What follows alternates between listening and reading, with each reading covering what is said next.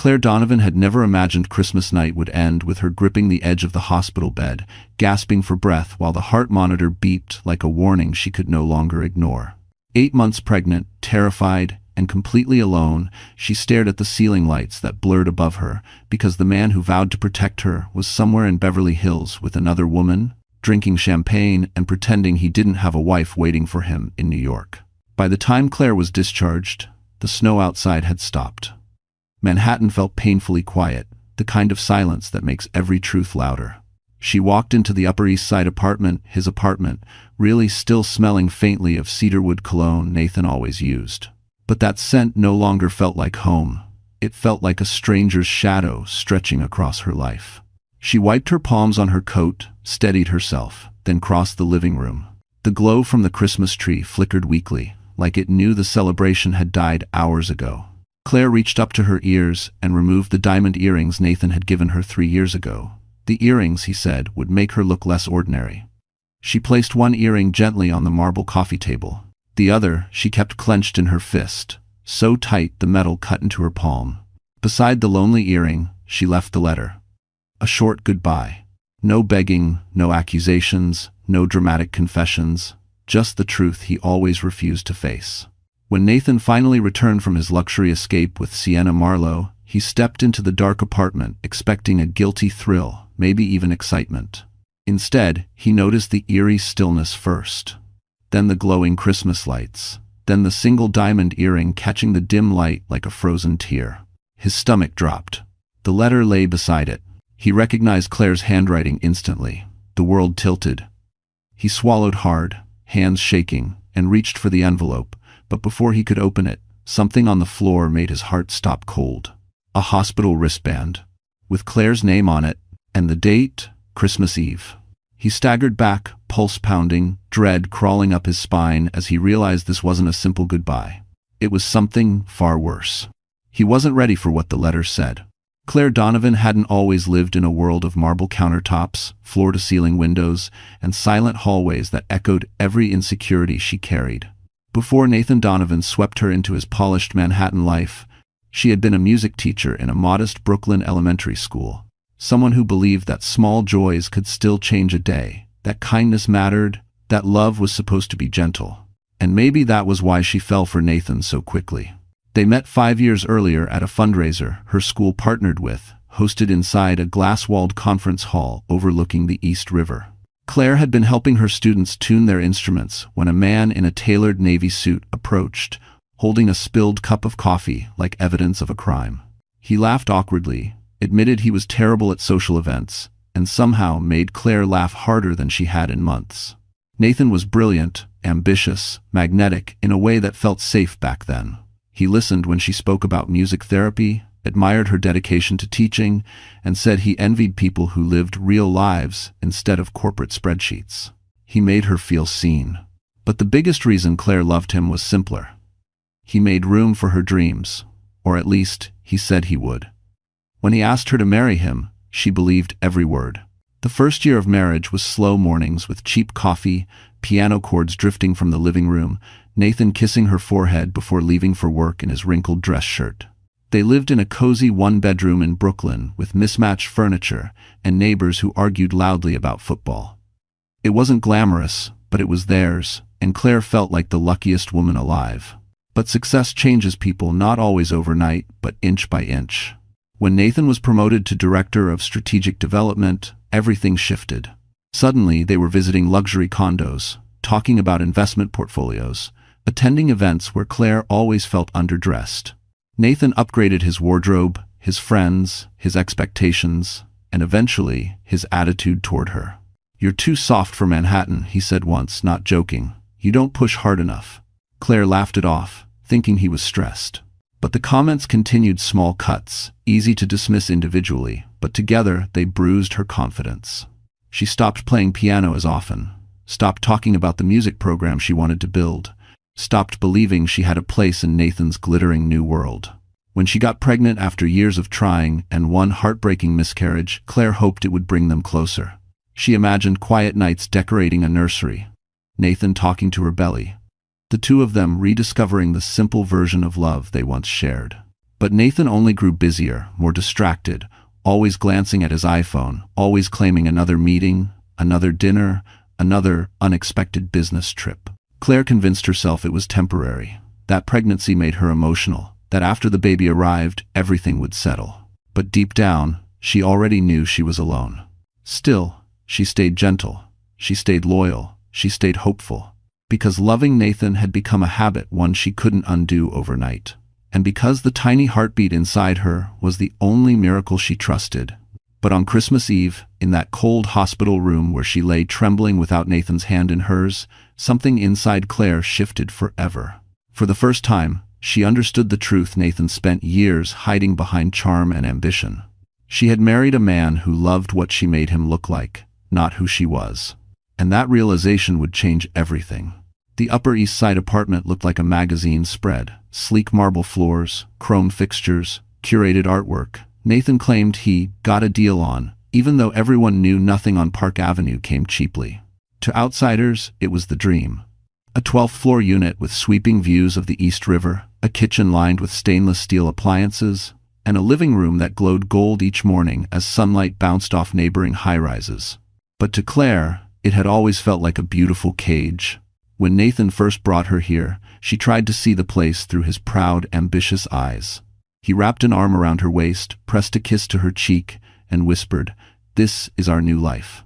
But the walls echoed differently for her. The rooms felt too large, too polished, too quiet, an expensive silence that swallowed her voice. Back in Brooklyn, life had been messy but alive. Kids laughed in the hallways, music filled her classroom, neighbors waved from fire escapes. Here, everything felt distant. Even the air seemed thinner, as if the building belonged more to Nathan's rising status than to the two of them. Claire tried to adapt. She decorated the nursery corner with pastel colors, placed her old keyboard near the window, bought soft blankets and lullaby books.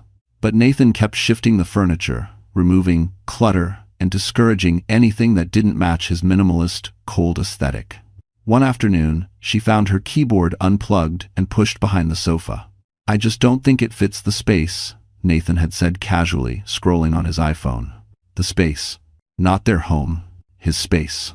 Still, Claire made small rituals to ground herself, brewing tea at sunrise, reading on her Kindle, humming lullabies while folding baby clothes. She tried to make this apartment a place where her child could feel safe, even if she didn't. Then December arrived, and with it, the loneliness thickened. The city outside transformed beautifully. Fifth Avenue windows shimmering with ornaments, the Rockefeller tree lighting crowds below, couples sipping hot chocolate near Central Park. But inside the apartment, cold drafts of emotional distance ran deeper than winter winds. Nathan spent nights at networking dinners, returning home with the scent of expensive perfume that wasn't hers. He started locking his phone. He changed his passwords. Claire didn't confront him, not because she didn't know, but because she feared the truth might break her completely. And then came the night she fainted. She'd been standing near the Christmas tree, adjusting the small silver star at the top, when her vision blurred. The doctor had warned her about stress, warned her about overexertion, warned her that her pregnancy was considered high risk after the previous loss. But she'd been alone for hours, feeling the familiar ache behind her ribs, the shortness of breath that came with emotional strain. She collapsed silently onto the soft rug, lights blinking above her like distant stars. When she woke in the hospital, the city felt impossibly far away. And when she returned home, step by step up the hallway, the apartment that had once intimidated her now angered her. All the marble, all the glass, all the carefully staged luxury, it suddenly felt like evidence of a life she had never truly been part of. It wasn't home. It wasn't safety. It wasn't love. It was a monument to Nathan's ambition, built on her sacrifices. And she finally understood she didn't belong there. Not anymore. Nathan Donovan had perfected the kind of charm that fooled almost everyone. At first glance, he was the kind of man New York admired.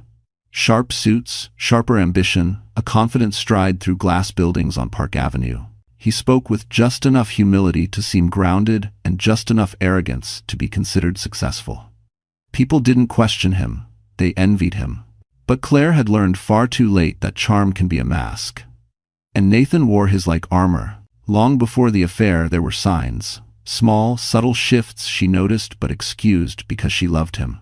He began to correct the way she spoke at dinner parties, telling her to sound more polished. He criticized her clothes for being too soft, her music for being too sentimental, her dreams for being impractical. Claire thought he was stressed. Nathan knew exactly what he was doing. There was a darkness beneath his ambition, not violence, not cruelty in the obvious sense, but a quiet, strategic selfishness. Nathan was the kind of man who didn't explode. He calculated. He didn't argue. He dismissed. He didn't lie impulsively. He lied with purpose. And the biggest manipulation of all was convincing Claire that everything wrong in their marriage was her fault. When he met Sienna Marlowe at a Fifth Avenue charity gala, the world Nathan wanted, the world of social elites, luxury marketing teams, and glamorous rooftop parties opened like a golden door. Sienna wasn't just beautiful. She was the embodiment of the life he craved. She fit effortlessly into the high-end settings where he felt insecure beside Claire's softness. Sienna had an edge, the kind of woman who smelled of designer perfume and ambition, the kind of woman who knew exactly how to weaponize a smile. Nathan fell fast. Not because it was love, but because it fed the part of him that always felt not enough. With Claire pregnant, vulnerable, and quiet, Sienna's glittering world became intoxicating. She took him to private fashion previews, whispered praise into his ear, made him feel powerful. She told him he was meant for more. He liked the sound of that. So when Sienna suggested a Christmas business trip to Los Angeles, Nathan didn't hesitate. He lied to Claire without blinking. He left her alone without thinking. He shut off his phone notifications because he didn't want guilt ruining his weekend in Beverly Hills. And Sienna didn't just encourage the distance, she orchestrated it. She knew Claire existed, she just didn't care, because to Sienna, Claire wasn't competition, she was an obstacle. And obstacles were meant to be removed. Nathan let her. He allowed another woman to rewrite the narrative of his marriage. He let Sienna feed him doubts, telling him Claire was fragile, unambitious, emotionally draining. Nathan absorbed every word, transforming them into excuses for his betrayal. And on Christmas Eve, while Claire lay collapsed on the rug of their apartment, Nathan was in a penthouse suite, laughing over champagne, telling Sienna he needed clarity in his life. Clarity. That was the word he used, instead of betrayal. The truth was simpler. Nathan had outgrown the version of himself that Claire loved and had no intention of becoming a better one. But the one twist he never expected was this. Sienna didn't love him either. She was using him for access, status, and headlines. He just hadn't discovered that yet. And when he finally did, the fall would be catastrophic. Nathan Donovan wasn't born cruel. That was the part that made everything harder to understand and far more dangerous. He grew up in a cramped house in Ohio, the son of a mechanic and a waitress, constantly reminded that life wasn't built for people like him. He promised himself he would escape, that one day he would walk through glass doors on Park Avenue and no one would guess the truth about where he came from. And in many ways, he did escape. He built a career through grit and sleepless nights, clawing his way into rooms filled with polished shoes and Mont Blanc pens. But success didn't fill the hole he carried. It only fed it. Every achievement made him hungrier. Every compliment made him crave more. And every sign of vulnerability in the people who loved him became something he resented. Claire's softness, once the sanctuary he returned to after long days, slowly became the mirror he hated facing. She reminded him of where he came from, of who he really was behind the expensive haircut and perfectly tailored suits. And Nathan could not stand feeling small, especially next to a wife who wore tenderness like armor. He wanted a life that sparkled, a life that impressed the people who once ignored him. A life Claire wasn't built for. Enter Sienna Marlowe. She floated into his world at a corporate gala like she had stepped out of a luxury billboard, sleek black dress, hair pulled into a perfect knot, eyes that assessed everyone in the room as if she already owned it. She didn't flirt with Nathan at first. She measured him, calculated him. She saw the hunger in him, the insecurity beneath the polished exterior, and she smiled as if she already knew how to use it. Nathan fell fast not because of love, but because Sienna represented the version of himself he wanted to become. When she whispered, "You're the only real man in this room," his ego surged. When she told him he deserved a woman who understood power, he believed her. And when she suggested he deserved a Christmas getaway, worthy of a man like him, he didn't even hesitate. Sienna played him expertly. She fed him curated admiration in exchange for access to his corporate connections, his rising status, the invitations she couldn't reach alone. She learned everything about him, including the parts he tried to hide. His shame about his childhood, his fear of failure, his resentment toward Claire's simplicity. Nathan mistook manipulation for passion. The affair wasn't a mistake. It was a choice he made repeatedly, with full clarity, fueled by the belief that Claire would always be waiting at home, pregnant, forgiving, loyal. But the darkest part of Nathan wasn't the cheating. It was the justification. He convinced himself Claire was emotionally demanding. He told himself she didn't support his career, even though she had sacrificed hers for his. He claimed he needed space to think, which really meant he wanted freedom without consequences. Underneath everything, Nathan feared one thing more than losing Claire: being seen as ordinary. So he hid. Behind lies, behind long business trips, behind locked phone screens and excuses about stress. What he didn't know was that Sienna wasn't loyal to him either. She had already recorded private moments in their hotel suite. She had already told friends she planned to push Claire out of the picture. And she had already set her eyes on someone far more powerful than Nathan. Nathan believed he was in control. But he was just another piece on Sienna's board. And when Claire left that diamond earring on the table, it was the first move in a game Nathan never realized he'd already lost. Claire had always known that some wounds happen quietly, in private, behind closed doors. But the one that broke her, the betrayal that changed everything, didn't stay hidden. It unfolded in the harsh, unforgiving light of public spaces, where humiliation echoes louder than heartbreak. It began a week before Christmas. Nathan came home late, smelling faintly of Sienna's floral perfume, the one Claire had learned to recognize even before she saw the bottle on Fifth Avenue displays. He mumbled excuses as always: work, dinner, client drinks, networking. Claire wanted to believe him, but her instincts, sharpened by months of loneliness, whispered the truth she wasn't ready to face.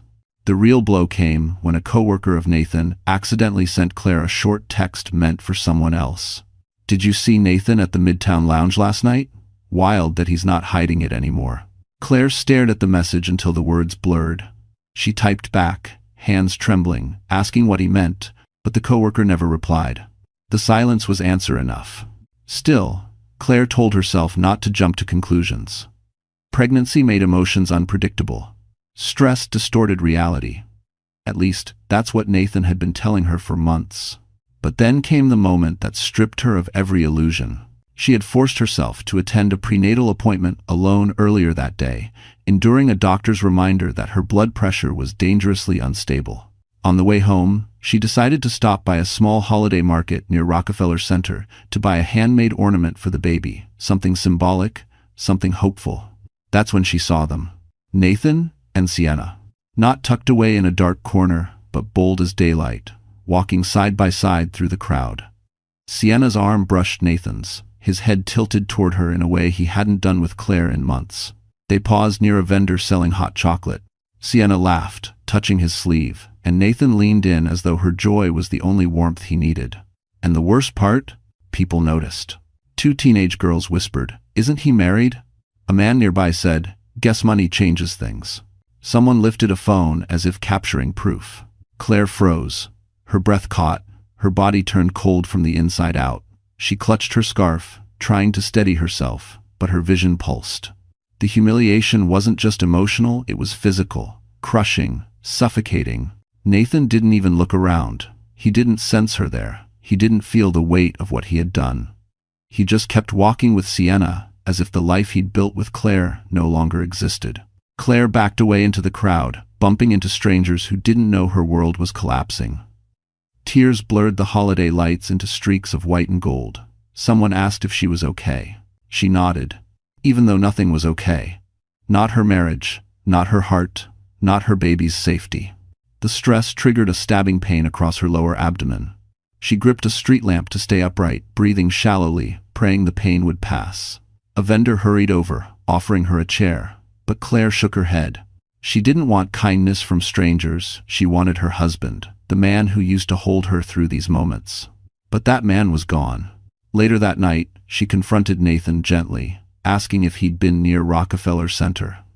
He denied everything, claimed she was imagining things, called her overly emotional, said pregnancy made women dramatic. The gaslighting hurt even more than the betrayal. It was in that moment, standing alone in the dim apartment, his cold voice echoing, that Claire realized something devastating. Nathan wasn't sorry. He wasn't conflicted.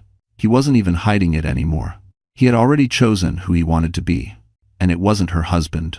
Claire had always believed she could endure anything if she stayed calm, breathed deeply, and reminded herself her baby needed her. But after the Rockefeller betrayal and Nathan's cold denial, something inside her began to fracture. It wasn't loud. It wasn't dramatic. It was a quiet unraveling, thread by thread, pulling at the pieces that had held her together for months. In the days leading up to Christmas, the apartment felt different, heavier, darker, as if the walls themselves were echoing every lie Nathan had told. Claire found herself standing in the middle of the living room at odd hours, hand on her stomach, trying to steady a heartbeat that no longer followed any rhythm she recognized. She should have called someone. She should have reached out. But isolation had become her routine, and shame made her silent. Her nights were the worst. She lay awake on the edge of their king-size bed, listening to Nathan's footsteps as he prepared for another work dinner. He didn't bother lowering his voice anymore when he spoke to Sienna. He didn't hide the tone he used, warm, excited, alive in a way Claire hadn't heard in years. Each muffled conversation was another pin pushed deeper into her chest. One evening, after he left, Claire finally allowed herself to cry, not the quiet tears she'd been holding back, but the kind of sob that makes the whole body tremble. She curled on the cold bathroom floor because she didn't want to stain the pillows they'd once shared with his betrayal. Her reflection in the mirror frightened her. Pale skin, dark circles, swollen eyes, a woman disappearing into her own grief. She whispered to her baby, "I'm trying. I'm really trying," and the words cracked as they left her lips. The next morning, exhaustion hit her like a wave. She walked into the kitchen, poured water into a glass, and realized she hadn't eaten properly in 2 days. When she reached for the counter to steady herself, her hand slipped. Pain shot up her arm as she braced the fall. Her heartbeat quickened, irregular and sharp. The room spun. She knew the signs her doctor had warned her, that stress could trigger complications. Still, she forced herself upright. She didn't want Nathan to come home and see her like this. She didn't want to give him another excuse to call her unstable. But the collapse was coming.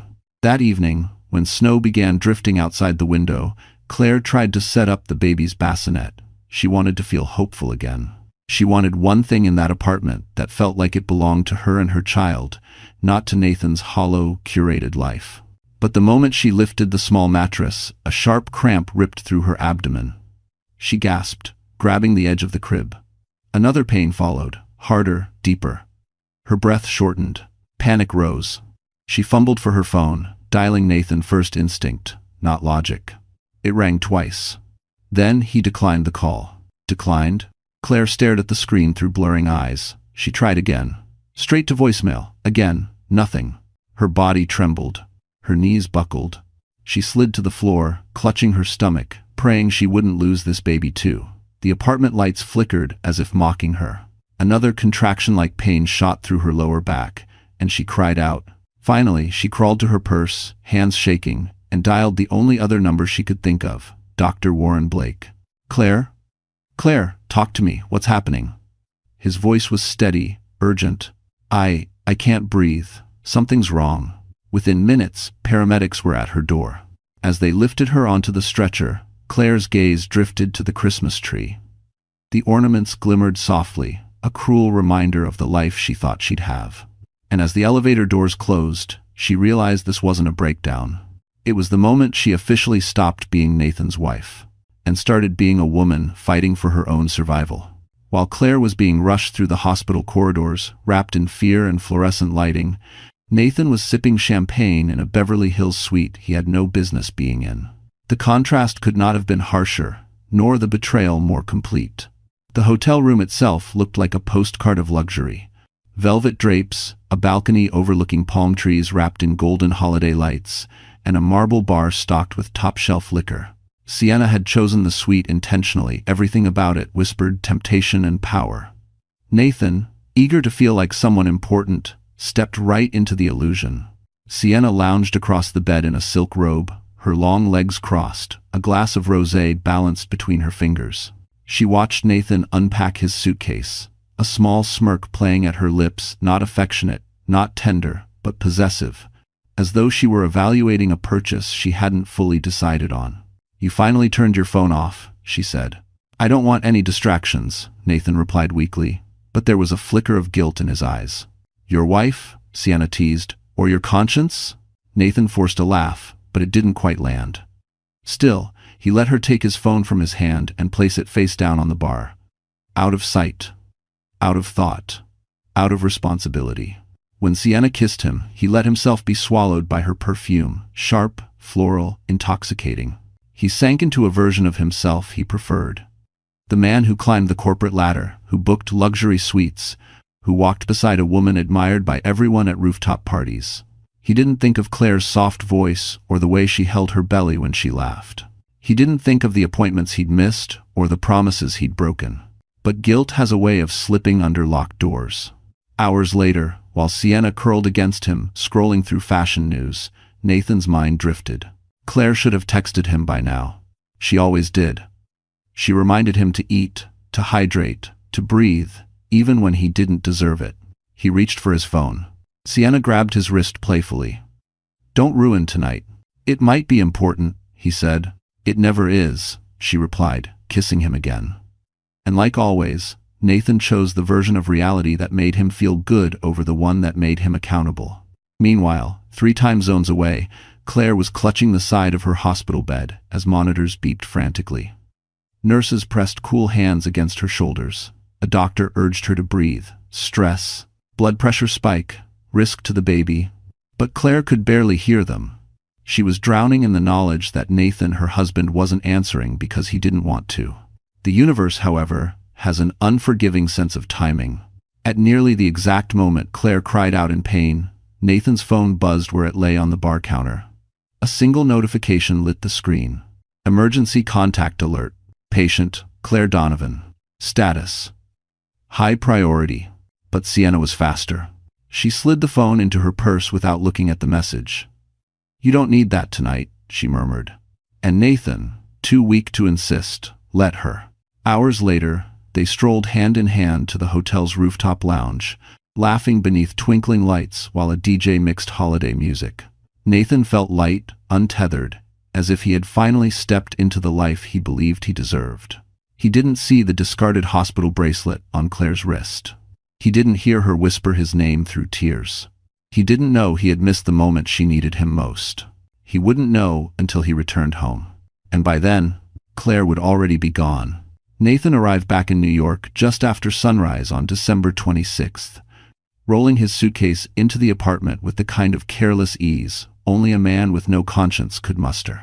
The city outside was waking slowly, pale winter lights spilling across the buildings, taxis humming below, the distant buzz of Manhattan returning from the holidays. Inside the apartment, however, something felt wrong the moment he stepped in. The air was too still, too clean, too quiet. He dropped his keys onto the console table and shrugged off his coat, expecting Claire to appear from the hallway, tired but forgiving, ready to accept whatever lie he offered. She always had, she always would. At least, that's what Nathan believed. He walked farther inside, calling her name once, then again with a hint of irritation. "Claire? Seriously? Are we doing this silent treatment thing now?" But there was no reply. The Christmas tree lights were still blinking softly, but several ornaments were missing from the branches. A blanket she often used on the couch was gone. The small rocking chair she'd picked out for the baby was no longer in its corner. Nathan's chest tightened as he scanned the apartment. A strange pressure formed in his gut, not guilt, not grief, but fear. The fear of losing control. Then he saw it. On the marble coffee table sat a small velvet box Cartier. His pulse quickened. He recognized it immediately. It was where he'd placed the diamond earrings after their first anniversary dinner. Claire had treasured them more than anything he'd ever given her. But now the lid was open. Inside was only one earring. Just one. Its twin was missing, a symbolic fracture that struck Nathan with a force he didn't understand yet. Beside the box lay an envelope, his name written in Claire's elegant handwriting. He reached for it, but something else caught his eye first. A hospital wristband on the floor near the sofa. Claire's name. Christmas Eve. Emergency department. The room tilted. Nathan stumbled back a step, dropping the envelope. He picked up the wristband with shaking fingers, reading the details again and again. His brain refused to process the truth. Claire had been in the hospital. On Christmas Eve. Alone, while he was in a luxury suite with another woman. For a moment, just a moment, something human flickered inside him. A crack in the armor, a flash of shame, a whisper of what he should have been. But the moment passed quickly, replaced by a rising panic. If Claire had been in the hospital, where was she now? Who had taken her? Who knew what had happened? And more importantly, what would this do to his reputation if anyone found out? Finally, with numb hands, he opened the letter. Claire's words were calm. Too calm. She didn't accuse. She didn't beg. She didn't argue. She simply told the truth. She had seen him with Sienna. She had understood the kind of man he had chosen to become. She had collapsed from stress the same night he silenced his phone. Their baby's health had been jeopardized, and she could no longer stay in a home built on humiliation. The last line struck him like a blade. I will not raise our child in a place where I am invisible. And die. Nathan read the sentence 3 times. Numbness spreading through his limbs like ice. She was gone. Really gone. And for the first time since he began lying, he felt something he couldn't manipulate, charm, or bury. Fear of losing everything. As he stood there, clutching the letter, a cold reality settled over him. This wasn't just Claire walking out. This was the beginning of consequences. And Nathan Donovan had never been built to survive consequences. Claire didn't leave the apartment in a rush. She left in the quiet, deliberate way of someone who had finally reached the edge of what her heart could endure. No slamming doors. No dramatic confrontation. No tears left to spill. Only a slow, painful clarity guiding every movement she made that morning. The doctor had told her she needed rest, calm, and safety. Nathan's home offered none of those things anymore. So she sat at the edge of the bed alone, exhausted, still wearing the hospital bracelet, and made a choice she never imagined making. She would save herself and her baby, even if it meant walking away from the life she had fought so hard to protect. She moved through the apartment methodically, gathering only what she needed. Not clothes or jewelry, those felt meaningless now. She packed the baby's ultrasound photos, a soft blanket her mother had knitted years before, her prenatal vitamins, her documents, and her Kindle tucked between them like a quiet reminder that she still had a mind, a voice, a future. When she opened the closet, her eyes swept over the rows of dresses Nathan wanted her to wear. Structured, expensive, uncomfortable. She didn't take a single one. Instead, she grabbed the oversized sweater she had owned long before Nathan ever entered her life. It smelled like home. It smelled like her. Next, she walked to the nursery corner.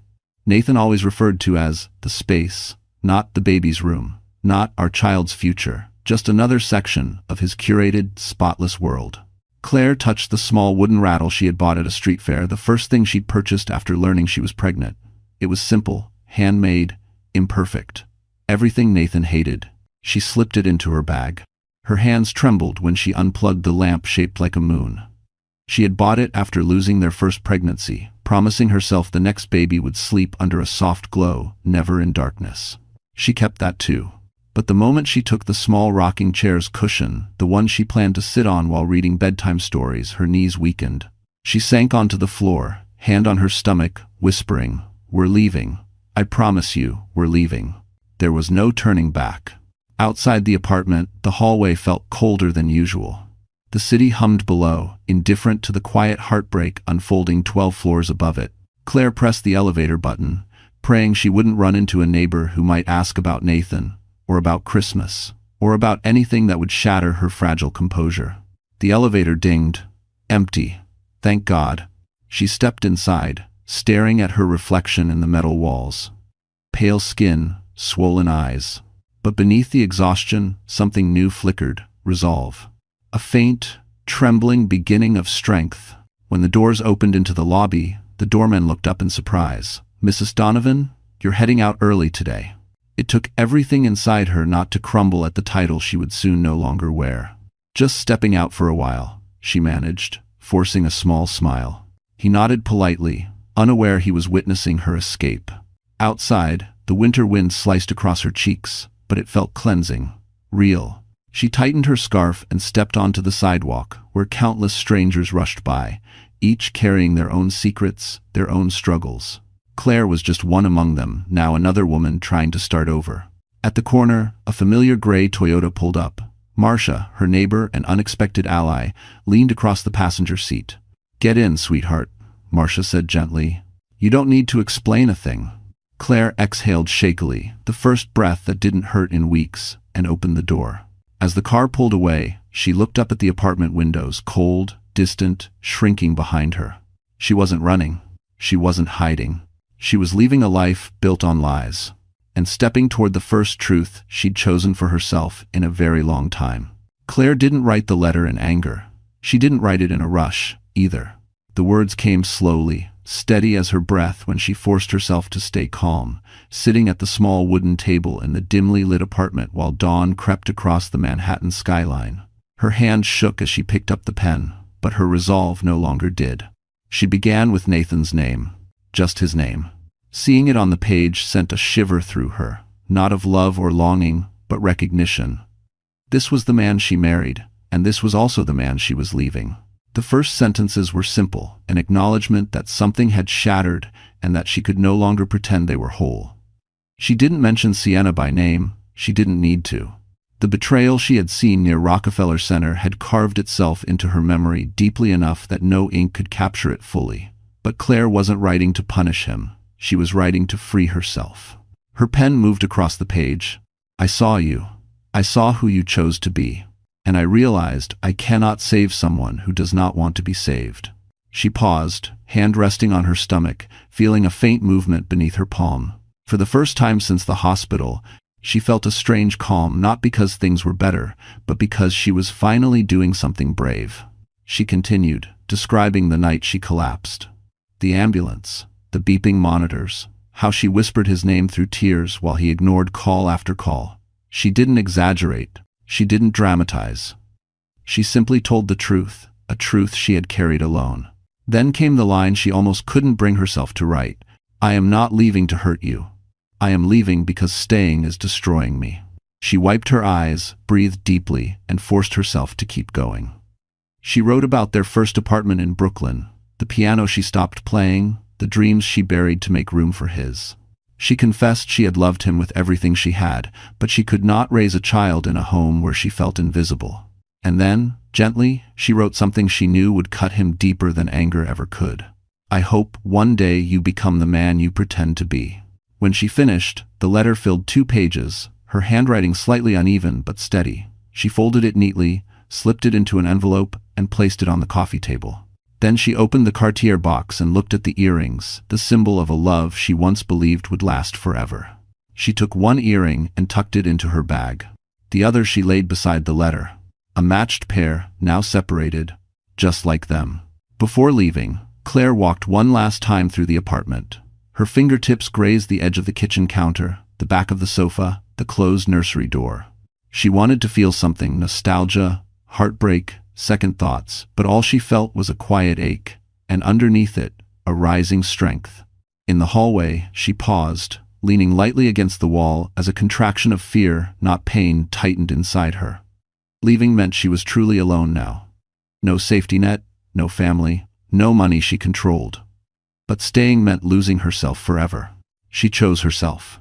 She stepped into the elevator, clutching the bag that held her essentials and the single diamond earring. As the doors slid shut, she whispered, "We're free," directing the words toward the child inside her. Upstairs, in the empty apartment she'd left behind, the soft glow of the Christmas tree flickered across the table, illuminating the letter. A quiet farewell. A quiet reckoning. A quiet beginning of a life Nathan never expected her to claim. Nathan stood frozen in the middle of the living room, the goodbye letter trembling in his hand, the hospital wristband lying on the floor like a discarded truth he could no longer ignore. For a man who had built his entire life on control, controlling outcomes, controlling perception, controlling Claire, This moment hit him with a force he had never experienced.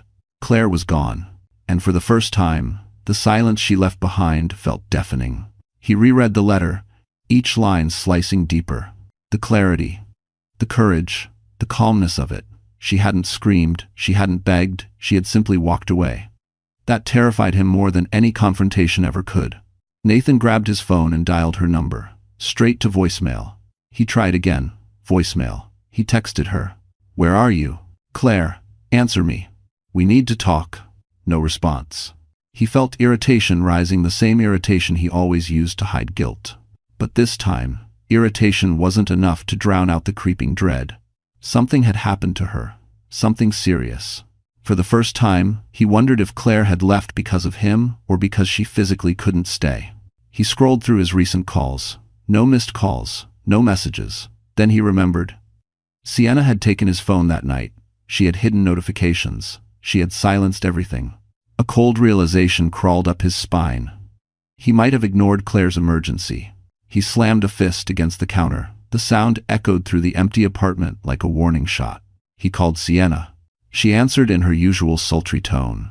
"Back home already? Miss me?"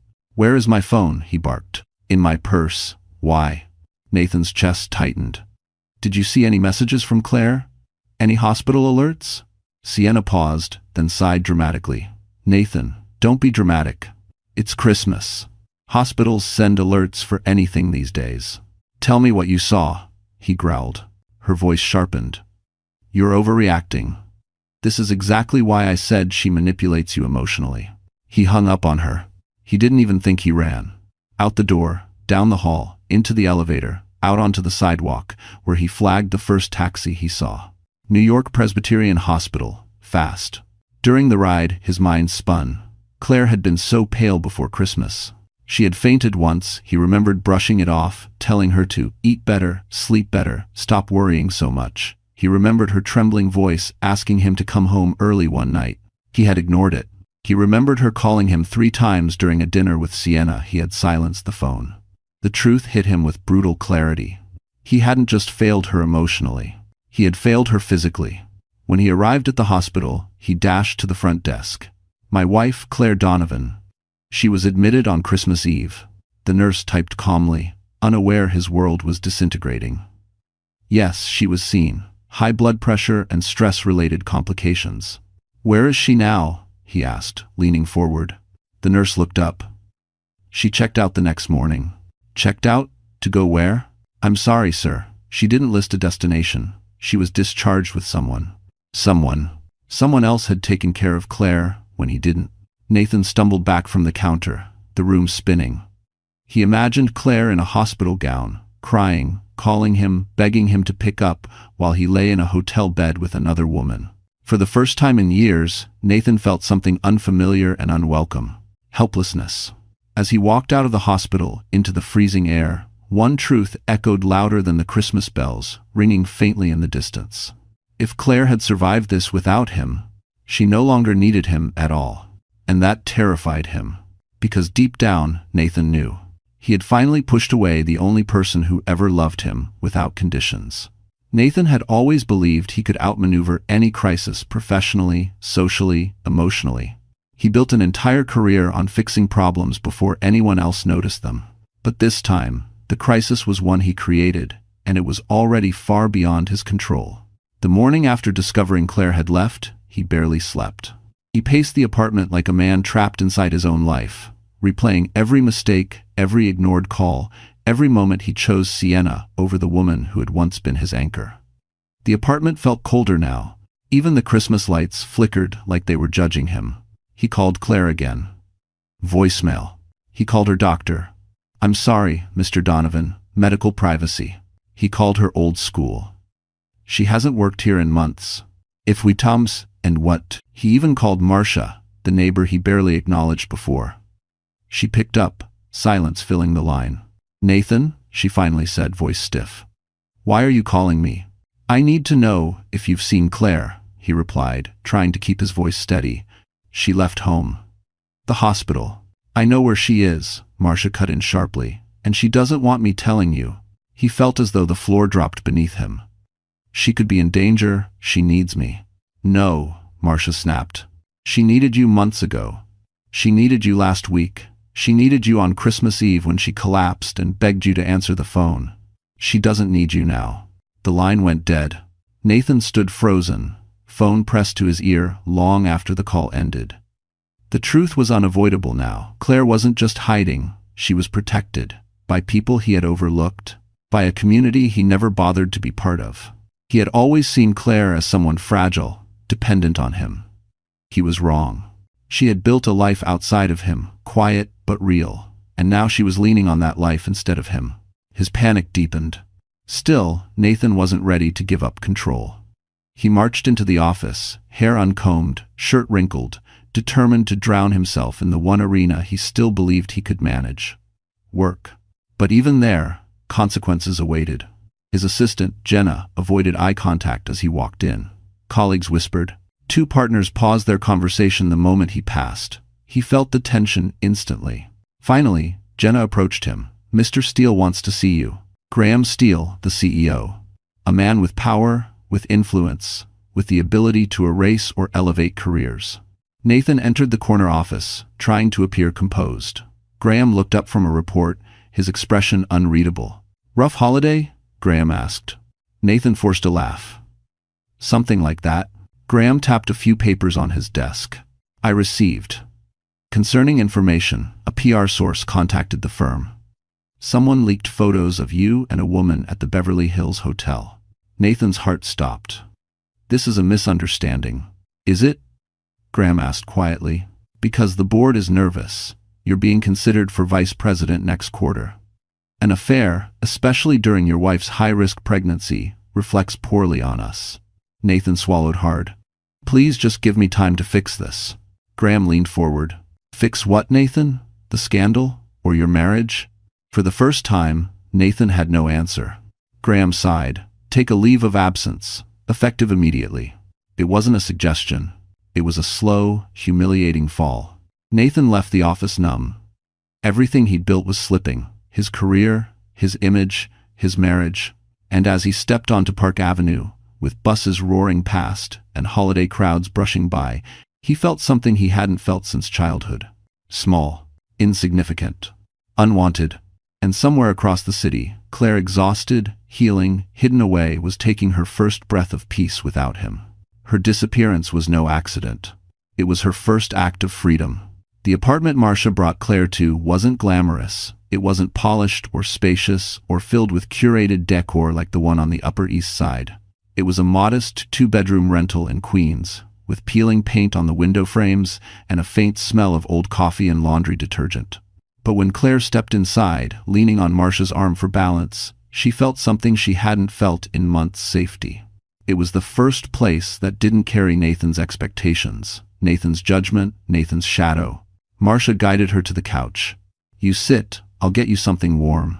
Claire nodded weakly, exhaustion settling deep into her bones. The couch cushions sank beneath her weight, but instead of discomfort, she felt relief.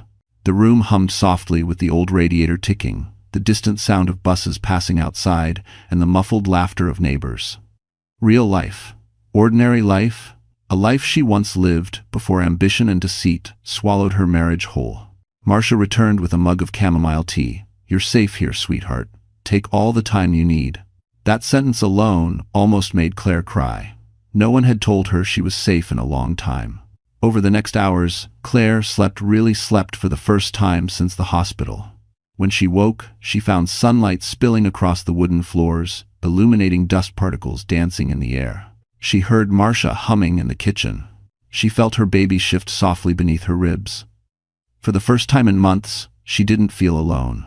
By afternoon, Claire forced herself to sit up and unpack the few belongings she'd brought. The ultrasound pictures, the rattle, the blanket, her Kindle. Each item felt like a piece of her own identity, a life she was rebuilding with bare hands and a trembling heart. But with the calm came the fear. What would she do now? How would she support herself? Where would she go after the baby arrived? What if Nathan found her? Just the thought made her skin prickle with anxiety. As if sensing the spiral, Marcia poked her head into the room. You up for some company? Claire nodded. Marcia stepped inside, carrying a small tray with soup and crackers. "Eat, then we talk." Claire obeyed. Halfway through, Marcia sat across from her, hands folded gently. "I know you're scared, anyone would be, but you're not alone, Claire. You have me, and soon, you'll have more help." Claire frowned. "What do you mean?" "Someone's been trying to contact you," Marcia said. "Not Nathan. Someone worth hearing from." I quote. Before Claire could respond, Marcia pulled a card from her pocket and set it on the table. A name she recognized instantly. Dr. Warren Blake. Her former student, her recent lifeline. The man whose voice she clung to while collapsing on her living room floor. "He came by yesterday looking for you," Marcia continued. "Wanted to make sure you were safe. He said he'll help however he can." Claire felt warmth spread across her chest. Not romantic, not yet, but grounding. Someone cared. Someone showed up. Someone chose her without obligation. Marcia squeezed her hand. "You're rebuilding, sweetheart. You don't need to know the whole path now. You just need to take the next step." That night, Claire sat by the window, wrapped in the knitted blanket, watching lights flicker across Queens. She pressed a hand to her belly. "We're okay," she whispered. "We're finally okay." For the first time, she believed it. She wasn't Claire Donovan, the forgotten wife. She wasn't the woman begging for attention. She was a mother, a survivor, a woman beginning again. Across the city, Nathan's world was falling apart. But here, in this small, imperfect apartment, Claire's world was finally beginning to heal. 2 days after settling into Marcia's apartment, Claire felt strong enough to take short walks within the building. She moved slowly down the hallway, hand on her stomach, feeling more like herself with each passing hour. Her body was healing, but her spirit, surprisingly, was healing faster. She wasn't whole yet, not even close, but she wasn't breaking anymore either. One afternoon, while resting on the couch with a cup of warm ginger tea, Marcia appeared in the doorway holding her phone. "Sweetheart," Marcia said, voice careful. "Dr. Blake is downstairs. He wants to talk to you. Only if you're ready." Claire froze. Her first instinct was fear. Fear of being judged, fear of being pitied, fear of facing someone who had seen her at her weakest. But then she reminded herself. Warren had been the only calm voice she heard when everything was falling apart. "Let him in," Claire whispered. A moment later, Warren stepped into the apartment. He wasn't wearing his white coat, just a simple navy sweater and jeans, but he carried the same steady warmth she remembered from the hospital. His eyes softened the moment they landed on her. "Claire," he said gently, "I've been worried." She attempted a smile. "I'm okay. Better than I was." He sat across from her, leaning forward. "The night you called, you scared me. You were in distress, alone, and I couldn't get information after the hospital discharged you. I needed to know you were safe." Claire looked down. "I didn't want to trouble you." "You weren't trouble," he said firmly. "You were someone who needed help. Worksy." The sincerity in his voice was almost disarming.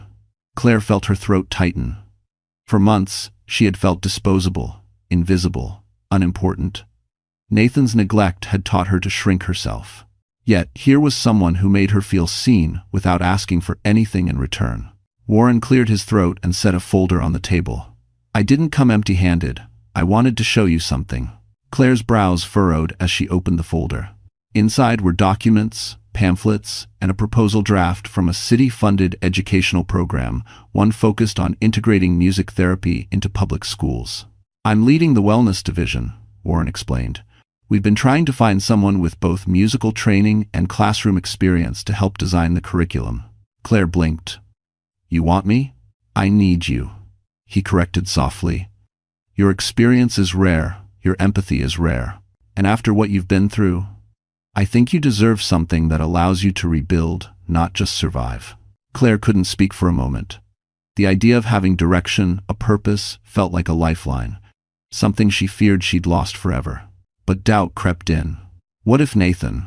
Warren shook his head. "This has nothing to do with him. This is your opportunity, your talent, your name. Thanks for watching." He hesitated, then added in a quieter voice, "Don't let the man who broke you decide what you're allowed to become." Marcia, who had been pretending not to eavesdrop near the kitchen, nodded approvingly behind him.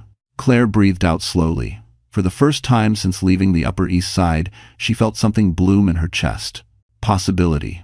"Let me think about it," she whispered. Take all the time you need, Warren replied. But know this, your life doesn't end with what happened. It begins after it. As he left, he paused at the door. And Claire, I'm proud of you, more than you know. After he was gone, Claire sat quietly, running her fingers along the edges of the proposal. Her baby kicked softly, as if agreeing with Warren's words. A door had opened. Not the past, not the version of herself built for Nathan. A new door, one she had the strength to walk through. And for the first time, Claire felt something close to hope. Nathan Donovan had always believed that consequences were for other people, men who weren't clever enough, wealthy enough, or strategic enough to stay ahead. But the week after Claire's disappearance, his illusion of invincibility began to crumble piece by piece, starting where it hurt him most, his career.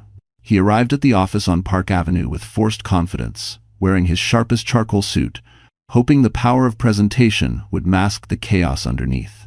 But the moment he stepped through the glass doors, he sensed it. The shift. People whispering, glancing at him with an odd mix of curiosity and judgment. It wasn't subtle, it wasn't quiet, and Nathan hated not being in control of the narrative. In the elevator, two analysts stopped talking the second he entered. One of them held the New York Ledger, the city's biggest business gossip paper. Nathan didn't think much of it until he got a glimpse of the front page headline reflected in the metal panel. Scandal on Park Avenue. Executive seen vacationing with PR director while wife hospitalized. The photo beneath it made his stomach twist. There he was, on the hotel balcony in Beverly Hills, Sienna kissing his neck. Nathan nearly ripped the newspaper out of the analyst's hands. Instead, he straightened his jacket and walked out as if nothing fazed him, though his pulse roared in his ears. Inside his office, an email from HR waited for him. He hesitated, dreading its contents, but opened it anyway. Board to review, conduct immediate attendance required. A summons. A corporate red flag. His future crashing down with chilling efficiency. Before he could process it, his office phone rang. It was Graham Steele. Conference room. Now. Express. Nathan swallowed hard and walked down the hall. When he entered, the room was dimly lit, blinds half drawn, Graham seated at the head of the table with a file in front of him. Sit, Graham said. Nathan obeyed. Graham opened the file. Photos, dates, hotel bills, screenshots of social media posts Sienna had uploaded, then deleted. It was all their evidence of an affair Nathan thought he'd kept hidden. This isn't just personal, Nathan, Graham said calmly. This affects the firm. Investors are calling. The board is questioning your judgment, and frankly, so am I. Nathan clenched his jaw. This is being blown out of proportion. Graham's eyes hardened. Your wife was hospitalized on Christmas Eve. Nathan froze. You know? I know because someone forwarded the emergency contact log to HR, Graham replied. An anonymous source. Nathan's blood ran cold. Sienna. Of course it was Sienna. Graham leaned back, disappointment etched into every line on his face. I'm putting you on indefinite leave, effective immediately. If the investigation worsens, the board may ask you to step down permanently. Nathan felt the walls closing in. Graham, I can fix this. Just give me time. You've already had time, Graham replied quietly. What you need now is accountability. Nathan stumbled out of the room, a mix of humiliation and rage boiling under his skin. He didn't go to his office. He didn't talk to anyone. He just walked out of the building, ignoring the Christmas lights, twinkling mockingly across Park Avenue. Outside, he dialed Sienna. She answered with a breezy, Hey, Nathan. What did you do? He spat. Her tone shifted instantly. Excuse me? You leaked the photos. You leaked everything. Sienna scoffed. Please, don't flatter yourself. Your downfall was inevitable. I just accelerated it. Nathan's grip tightened on the phone. I should have known you were using me. End quote. Of course I was, she said plainly. But don't worry, darling, you were using me too. We just wanted different prizes. She hung up. Nathan stared at his reflection in a store window, disheveled, shaken, stripped of the confidence he worshipped. His career was collapsing. His mistress had betrayed him. His wife was gone. And for the first time, Nathan realized he was alone. Truly, devastatingly alone. Claire's contractions began on a quiet Thursday evening, 2 weeks earlier than expected. She had been sitting on the old couch in Marcia's apartment, reading through the music therapy proposal Warren had given her. when a tight, tearing pain gripped her abdomen. At first, she tried to breathe through it. False alarm, she told herself. Stress. Exhaustion. But when the second wave hit stronger, sharper, making her grip the armrest until her knuckles whitened, she knew this wasn't a drill. "Marcia!" she cried out, voice trembling. Within seconds, Marcia hurried into the room, eyes widening as she took in Claire's posture, her labored breathing, the fear etched across her face. "It's time," Marcia said, already reaching for her coat and the hospital bag they'd prepared just in case. "Honey, it's really time."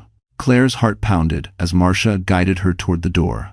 She grabbed her bag with the essentials, the baby blanket, the rattle, and the single diamond earring she kept, not as a memory of Nathan, but as a reminder of the moment she chose herself. They moved slowly down the stairs, each step sending another spike of pain radiating through her lower back. By the time they reached the street, Claire could barely stand. A taxi screeched to a stop in front of them, and Marcia helped her inside, shouting the hospital address with urgency. At the hospital, everything blurred. Nurses rushed her into a delivery room. Machines beeped steadily, tracking the baby's heartbeat. Bright lights flooded her vision. Voices overlapped, urgent but calm. Claire clung to the railings, breath shallow, sweat dripping down her temples as another contraction ripped through her. "Where is Warren?" she whispered between gasps. Marcia squeezed her hand. "He's on his way, sweetheart. Just focus on breathing." A quote. Minutes felt like hours as Claire fought to stay conscious. Her blood pressure spiked dangerously. A nurse murmured something about fetal distress. Claire's chest tightened with panic, not for herself, but for the tiny life fighting inside her. "Please," she whispered, tears spilling down her cheeks. "Please be okay." As if summoned by her fear, Warren burst into the room, still in scrubs from a long shift.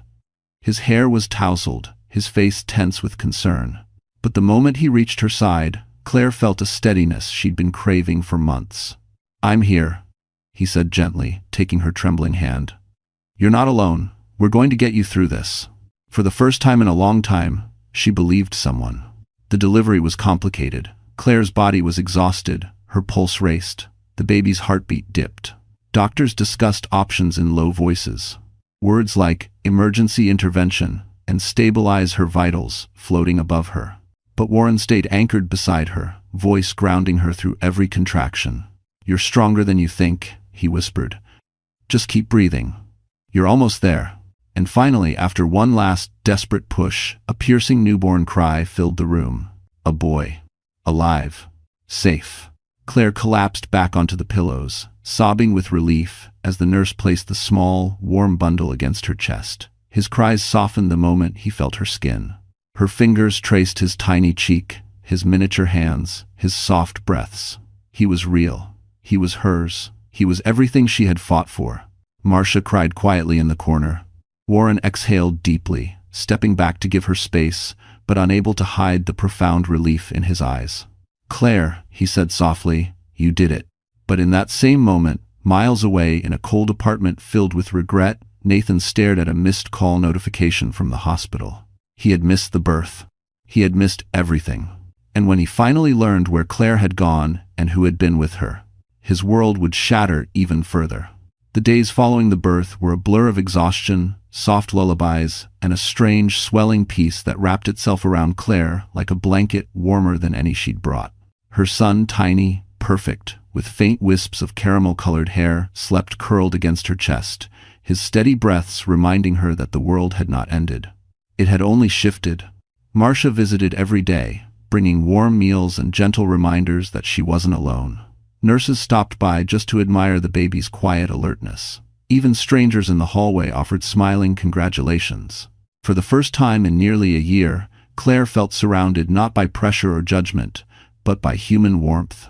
But the person who surprised her most was Warren. He showed up every morning, coffee in one hand and a soft expression on his face, never intrusive, never assuming, only present. He checked her vitals, explained her recovery step by step, and made sure the baby was thriving. And when Claire thanked him, he always responded the same way. "You did the hard part. I'm just here to support you." Support, a word she wasn't used to hearing sincerely. One afternoon, after Marcia stepped out to take a call, Claire sat in the hospital bed, rocking her newborn as Warren entered with a clipboard. He paused when he saw her humming softly to the baby, her voice tender but steady. She looked different, still tired, still healing, but there was a glow in her eyes he hadn't seen before. "You look stronger today," Warren said. Claire smiled faintly. "I feel new. Like someone pressed reset on my life." Warren hesitated before sitting down. "That's because you finally have space to breathe, and because you chose yourself. That's not easy." Claire looked down at her son. "I hope he grows up knowing that choosing yourself isn't selfish." "He will," Warren assured her, "because you'll teach him." They shared a quiet moment, the kind that didn't need filling with words. Claire studied Warren, the gentle concern in his eyes, the sincerity in his posture. There was no pressure, no expectation, only presence. "Warren," she said softly, "thank you for everything, for showing up when no one else did." His expression shifted, a flicker of something deeper crossing his face. "You don't owe me anything, Claire. I'm here because I want to be. Because you matter." Her breath caught, not in the way it did with Nathan, tight, anxious, uncertain. This was different. Warm. Steady. Safe. But she wasn't ready for anything new yet. Not love. Not labels. Not another man to define her life. And Warren seemed to understand that, without her having to say a word. He simply reached out and gently squeezed her hand. "When you're ready," he murmured, "your life will open up, and you'll walk through it with strength you don't even realize you have." As days passed, Claire gradually regained her energy. She practiced sitting up without assistance, learned to swaddle her newborn with graceful precision, and even began reading through the music therapy proposal again. Her old spark, buried deep under months of emotional fatigue, was returning. One morning, as she sat by the window feeding her son, sunlight spilling across her lap, she realized she didn't feel broken anymore. Yes, she was hurt. Yes, she was healing. But the pieces inside her were rearranging into someone stronger than before. Someone who could build a new life. Someone who could build a new future. Someone who could finally see her own worth. And across the city, Nathan, sleep-deprived, spiraling, ignored by the board, and cut off by Sienna, felt the opposite. He was unraveling. She was rising. And for the first time since their marriage began, their paths were no longer parallel. They were heading in completely different directions. And Claire was heading toward the light. By the time Claire was discharged from the hospital, her world had shifted again, not violently, not painfully, but with the gentle force of a woman stepping into the beginning of her new life. She moved back into Marcia's apartment with her newborn, a tiny bundle swaddled in the soft blanket she brought from home. The room that once felt like a refuge now felt like a hopeful starting point. Every morning, the baby stirred softly, his breaths warm against her chest, reminding her that healing wasn't just possible, it was happening. But outside the safety of that small queen's apartment, a storm was brewing. The city's largest philanthropic gala, a glittering, high-profile event that hosted CEOs, investors, and media figures, was approaching. It was an event Nathan had attended every year, flaunting his success in tailored suits and polished shoes. This year, however, he had no invitation. His leave of absence had quietly been rebranded as pending disciplinary review.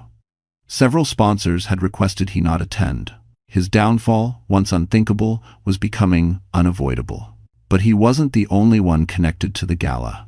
Graham Steele, the CEO who once mentored Nathan, was co-hosting the event, and he had reached out to Warren for support in a new initiative, a citywide wellness and arts integration program. Warren, in turn, had insisted that Claire's voice would be essential at the presentation. At first, Claire resisted. "I can't stand in front of a crowd right now," she whispered, rocking her newborn. "And what if Nathan shows up?" Warren shook his head. "He won't be on the guest list. Even if he tries, security won't let him near the stage." Then, softening, he added, "Claire, this isn't about him. It's about your work. Your future. You deserve to be seen for what you can create, not what you survived." She didn't answer right away. The thought of speaking publicly terrified her. She had spent so long shrinking herself to fit inside the shadow of a marriage that never valued her. But Warren's belief in her steady, warm, never demanding left a mark she couldn't ignore. 3 days later, she said yes.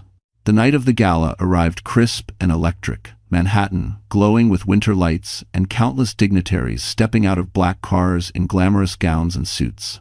Inside the ballroom at the River Cafe, crystal chandeliers reflected across polished floors while a string quartet played softly. Claire entered quietly through a back entrance, wearing a simple white dress that fit her postpartum body gently. She wasn't there to impress anyone. She was there to reclaim her voice. Warren met her backstage, his expression brightening the moment he saw her. "You look confident."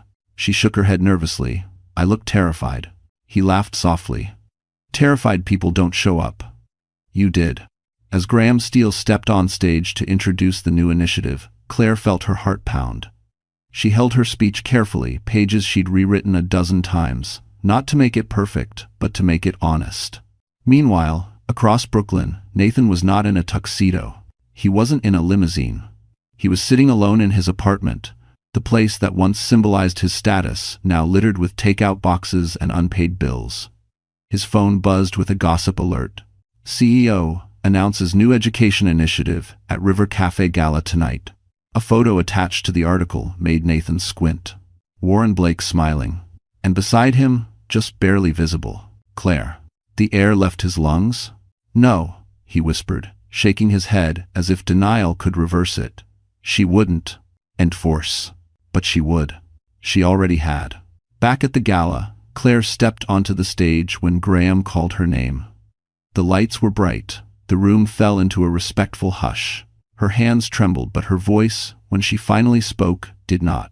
She talked about music, about children, about healing, about rebuilding a life from the rubble of a broken marriage without naming Nathan, but revealing everything that mattered. People leaned in. People listened. People saw her.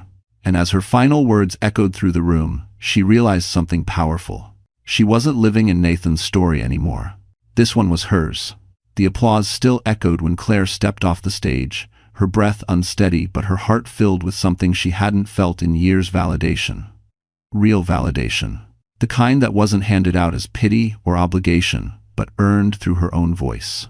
Graham shook her hand proudly.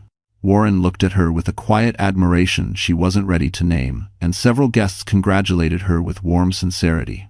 But across the ballroom, an unexpected ripple moved through the crowd: murmurs, shifting chairs, a flicker of unease. Claire didn't notice at first. She was too focused on steadying her breathing, too busy absorbing the relief of having survived the most daunting moment of her new life.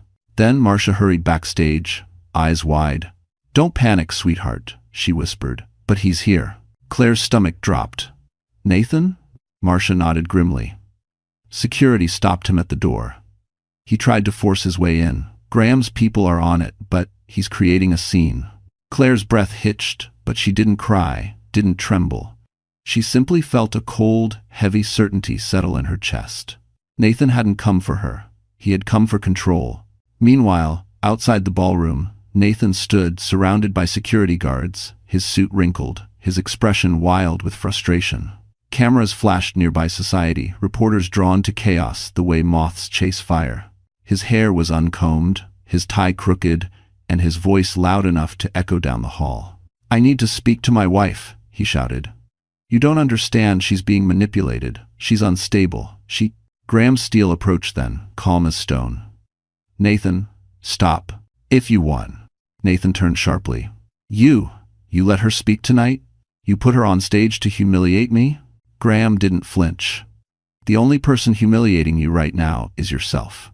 Reporters leaned in, sensing blood in the water. Nathan's voice cracked with anger. "She's my wife. She owes me." Graham cut him off sharply. "Claire owes you nothing, not after what you did." A hush fell. Cameras clicked. Graham continued, voice steady but firm. "She came here tonight because she has a gift.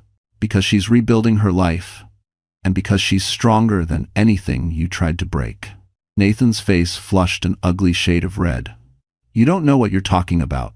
"Oh, I know exactly what I'm talking about," Graham replied. "I know you ignored her when she was hospitalized. I know you were in Beverly Hills with another woman when she needed you most. And I know you leaked lies about her to protect your image." Nathan froze because the last accusation wasn't true. But everyone believed it instantly. Even Sienna, who had actually leaked the story, wasn't there to defend him. She was already aligning herself with a different executive, leaving Nathan stranded. "Security," Graham said, nodding. "Escort Mr. Donovan off the property." Nathan lunged forward, desperate. Claire, Claire, please, I just need to talk to her. Claire. His voice cracked, not with love, but with panic. The panic of a man who had lost control, lost power, lost the woman who once shielded him from his worst impulses. Inside, Claire could hear the commotion. Warren stepped beside her, protective tension radiating off him. You don't have to see him, he murmured. I know, she whispered, but she wasn't afraid anymore. Not of Nathan, not of the past, not of the man she once loved. She stepped forward just enough to look down the hallway. Nathan saw her and everything in him collapsed. Claire, please, I'm begging you. I'll change. I'll do anything. Just don't throw this away. Her face remained calm, heartbreak replaced by clarity. I didn't throw anything away, she said softly. You did. His expression crumpled, desperation twisting into despair. But Claire didn't look away. Not this time. Goodbye, Nathan. Security led him out, cameras flashing, reporters murmuring, the world watching his fall unfold in real time. And as the doors closed behind him, Claire felt an extraordinary lightness, like the final chain had snapped free. Snow fell lightly over the city the morning after the gala, a soft, cleansing snowfall that made Manhattan look almost gentle. Claire sat near the window of Marcia's apartment, her newborn asleep in her arms, breathing slow and steady. The chaos of the previous night felt distant now, like a storm she had finally walked out of. She'd stood tall, spoken her truth, and faced the man who once held her heart in his careless hands, and she had survived. But survival was no longer the goal. This was the beginning of something better. A knock at the door interrupted her quiet moment. Marcia opened it before Claire could stand. Warren stepped inside, carrying a small wrapped package. He looked hesitant, as if unsure whether he was intruding. I didn't want to come uninvited, he said softly, but I had something for you. Something I thought you should have today. Claire smiled gently. You're always welcome here.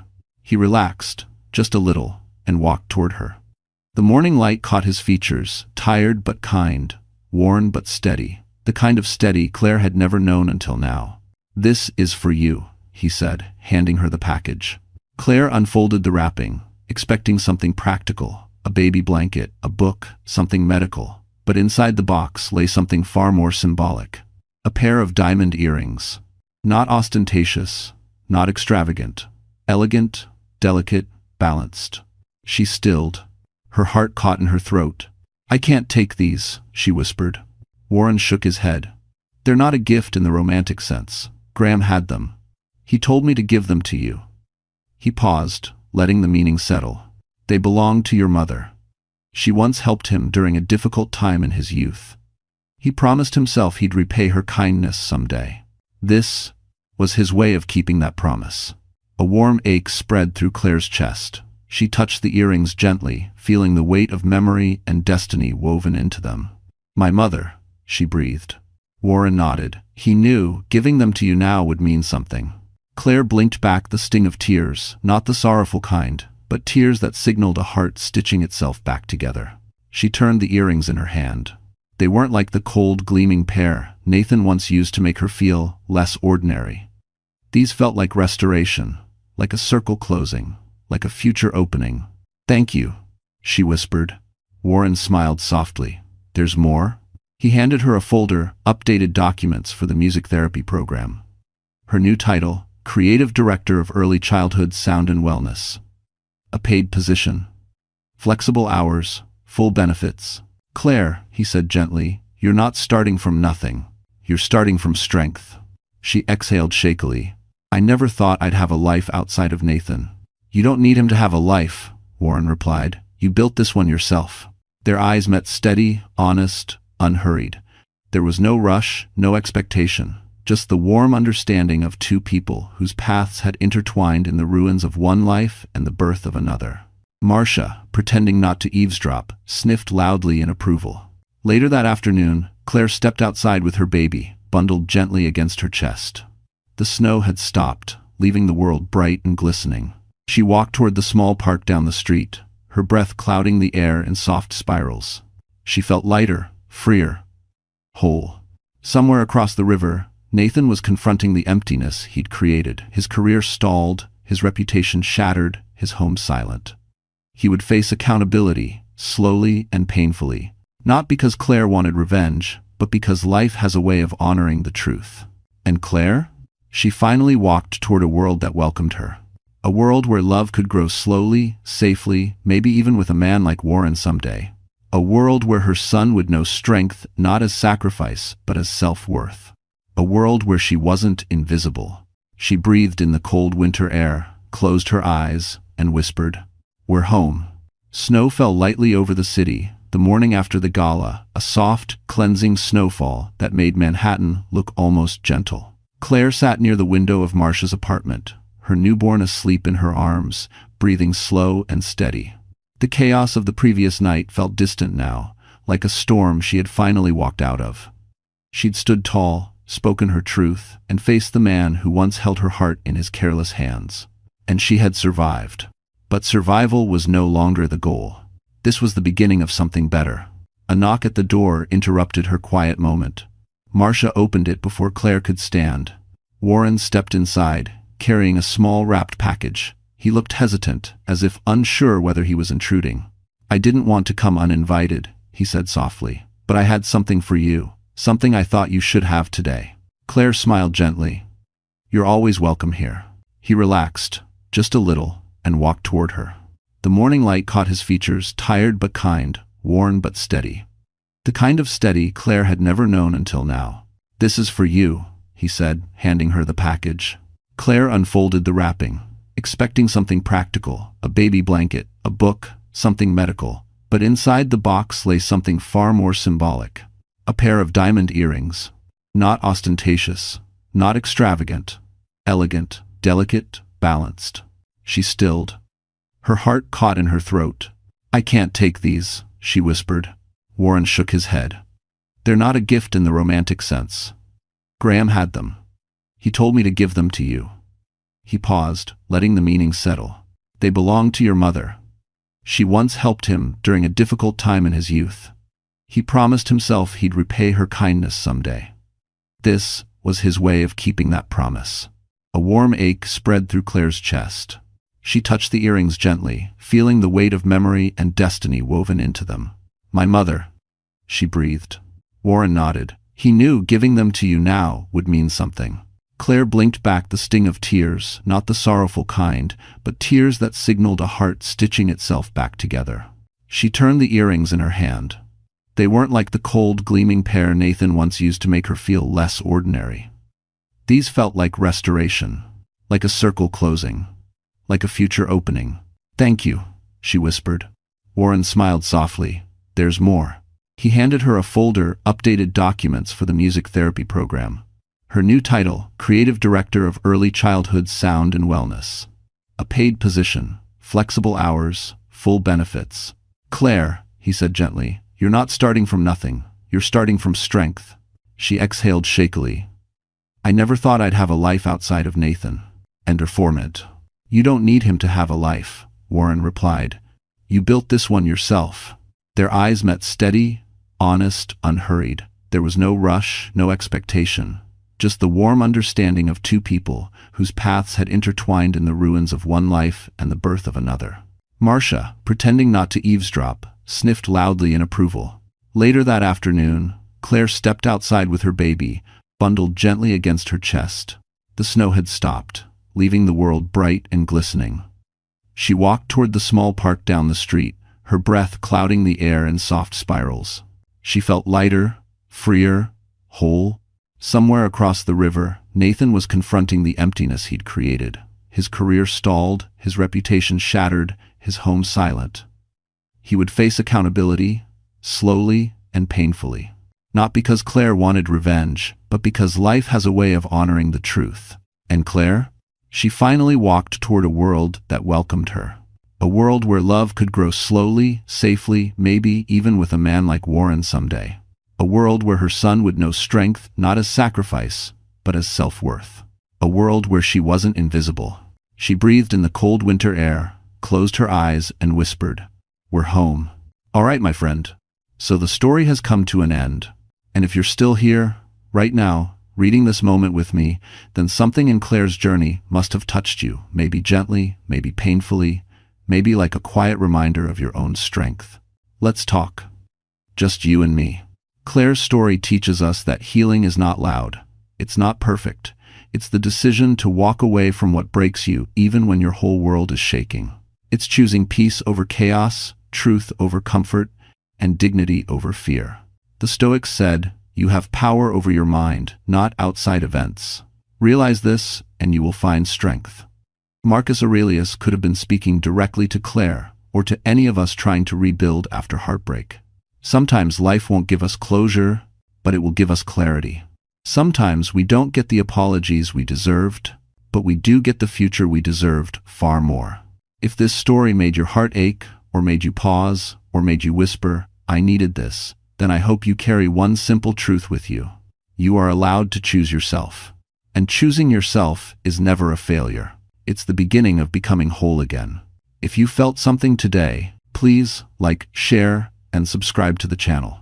Not for the algorithm, but so more people who need these stories can find them, just like you did. Thank you for staying until the very end.